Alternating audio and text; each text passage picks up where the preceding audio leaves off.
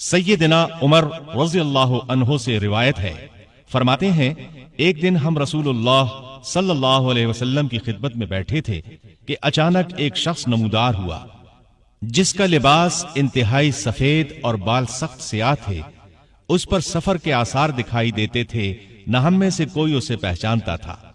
वो आया और नबी अकरम सल्लल्लाहु अलैहि वसल्लम के करीब इस तरह बैठा कि उसने अपने घुटने आपके घुटनों के साथ मिला दिए और अपने हाथ अपनी या आपकी रानों पर रख दिए और कहा, ए मोहम्मद, मुझे इस्लाम के बारे में बताइए कि इस्लाम क्या है।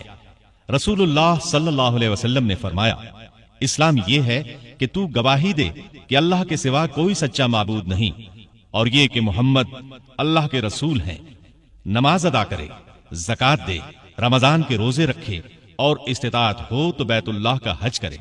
उसने कहा, आपने सच फरमाया। उमर रज़ियल्लाहु अन्हु कहते हैं, हमें ताज्जुब हुआ कि वो खुद सवाल करता है और खुद ही जवाब की तस्दीक करता है।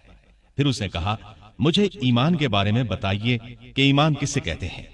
आपने फरमाया, ईमान ये है कि तू अल्लाह पर, फरिश्तों पर, उसकी नाजिल करदा किताबों पर, उसके रसूलों पर, आखिरत पर और अच्छी बुरी तकदीर पर ईमान रखे। उसने कहा, आपने बिल्कुल दुरुस्त फरमाया। फिर उसने कहा, एहसान के बारे में बतलाइए कि एहसान किसे कहते हैं। आपने फरमाया, एहसान ये है कि तू अल्लाह की इबादत यूं करे गोया तू उसे देख रहा है, और अगर ये मकाम हासिल न हो तो कम अज कम ये ख्याल रहे कि वो तुझे देख रहा है, अगरचे तुम नहीं देख रहे।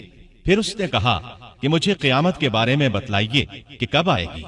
आपने फरमाया, इसके मुतल्लिक मेरा इल्म तुम्हारे इल्म से ज्यादा नहीं। उसने कहा, तो फिर इसकी निशानियां ही बतला दें। आपने फरमाया कि इसकी निशानियां ये हैं कि लौंडियां अपनी मालिकाओं को जन्म देने लगे और तुम नंगे पांव, नंगे जिस्म, तंग दस्त बकरियों के चरवाहों को देखो कि वो इमारतों की तामीर में हद से तजावुज करने लगेंगे। इसके बाद वो साइल चला गया। कुछ वक्त गुजरने के बाद आपने फरमाया, उमर, जानते हो ये साइल कौन था?